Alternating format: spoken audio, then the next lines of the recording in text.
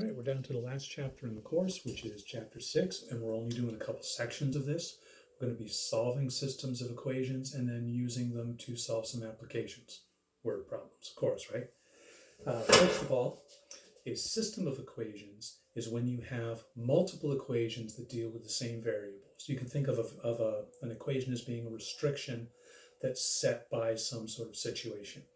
Like if I'm selling tables and chairs, I only have room enough in my shop for 20 total. So is it going to be 5 tables and 15 chairs?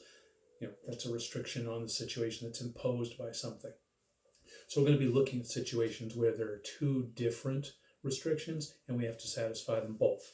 And what that's going to look like is something like this. We have this equation, which is a restriction on what values x and y can be. And unlike a regular one variable equation, there are an infinite number of combinations of x and y that will work here as long as 3x plus 2y will equal 5. For example, each of them could be 1. 3 times 1 plus 2 times 1 will give us 5.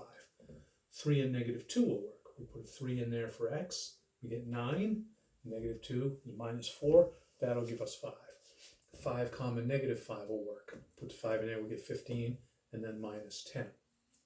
So we could continue this list infinitely in both directions. Our x value could keep getting bigger or could get smaller, and each of those points corresponds to, or each of those ordered pairs corresponds to a point that we could graph on the xy plane.